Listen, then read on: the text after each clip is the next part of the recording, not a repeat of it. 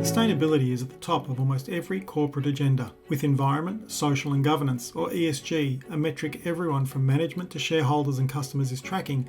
There is a continuous focus and pressure on ensuring carbon emissions, recycling efforts and sustainable activities are constantly scrutinised and improved.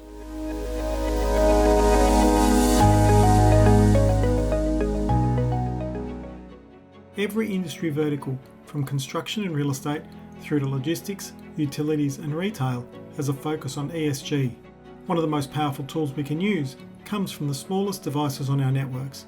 The Internet of Things, or IoT, is a powerful tool that can deliver unparalleled insights and control. Nicholas Lambrew, the CEO of Thinxtra, says IoT devices can make a marked impact on sustainability programs. What we do is we bring to market massive IoT solutions which help organisations create efficiencies, value and even new revenue streams from the insights of this untapped data. IoT is collecting data that previously we've never really had access to, and this data is providing organisations with the insights to make better informed decisions, in particular with regards to impacts to our environment and sustainability. And an example of this is the way in which Coles is using IoT to increase the resilience of their protein cold chain, or effectively getting poultry from the farmers to their distribution centres and eventually out to their stores. The solution has allowed Coles to track the location of their entire fleet of foldable food bins, and at the same time measuring if the bins have been mishandled, if they've been damaged. They can also measure the temperature of bins, and that allows Coles to optimise transportation routes and equipment pooling based on the usage patterns. And so the net result for Coles is that they've seen a reduction in the cost of their asset pool by around 25% and tripling the number of empty bins returned. As well as saving money and reducing resource wastage, IoT is creating new business opportunities.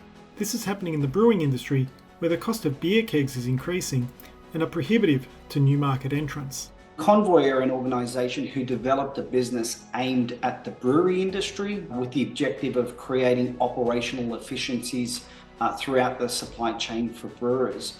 Imagine you were a brewer and you were starting out, you'd probably need around 1,000 kegs to get started. The cost of nickel has increased, so we're seeing kegs cost around $200 now, and you'd need typically around 1,000 kegs just to get started. And so what Convoy has done is they've introduced this disruptive business model which allows breweries to get started without even having to buy these kegs and rather rent them.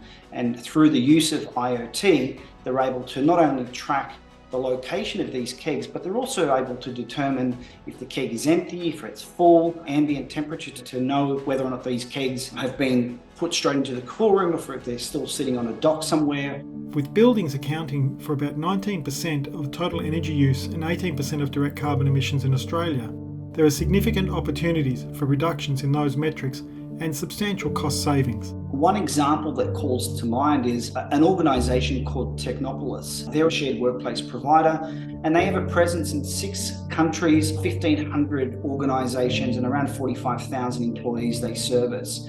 And in the first 3 months of deploying this solution, they saw a 20% reduction in energy usage. And over the first year of deployment, they saw a 15.8% reduction in facility electricity. They saw a 31.6% reduction in district heating, a 22.6% reduction in demand heating. But more importantly, they saw a reduction of 182 tonnes of CO2 emission. And I don't know a company in Australia or New Zealand at the moment who isn't being impacted by the rise in energy costs and are concerned with how their respective organisations are putting in efforts to reduce CO2 emissions. According to the Australian Government's Climate Change Commission, trucks and light commercial vehicles account for about 38% of the nation's carbon emissions. And when you add the cost and impact of manufacturing containers, cages, pallets and other equipment, it's clear some significant gains can be made by better managing equipment and vehicle fleets. An excellent example of where we're seeing the impact of sustainability, particularly around supply chain, is Couriers Please. Couriers Please has around 3,500 transportation cages that they use to transport 30 million parcels per annum right across Australia.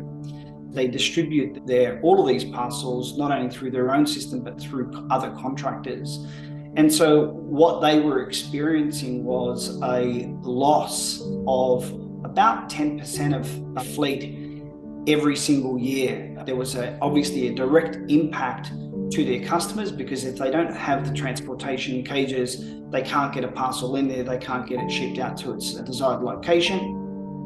But more importantly, it meant that they'd have to go back and purchase that 10% every single year just to keep up with demand. And if you think about the challenge and the pressure being put on just raw materials in building these transportation cages, what we're seeing now is that they've been able to not only minimize the loss, but increase the asset utilization. And so what this means is that every single year when they had to go out and purchase and build, if you will, more of these transportation cages, they were able to utilize their existing fleet by knowing exactly where they are.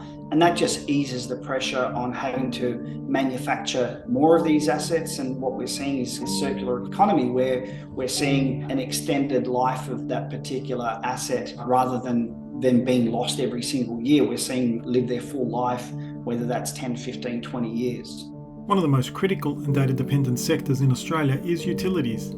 Understanding asset utilisation, losses through leakage and real-time use can make a significant difference to customers, and more broadly, the entire country and planet's use of resources. We're seeing this in Australia. We saw Telstra recently win an opportunity with Yarra Water. We're measuring things like leak detection. We're seeing better billing, if you will, of the reduction of estimated bills based on usage. In Belgium, 350,000 water meters have been connected with a particular IoT solution that consists of not just the meter, the IoT meter reader, but also valves that give the water company the ability to turn off or restrict water access. If there's been a vacancy in the resident, by law they have to turn off the water supply and then turn it back on again. And if you think about having to do that across 350,000 homes, sending cars out on the road to check meters, the impact in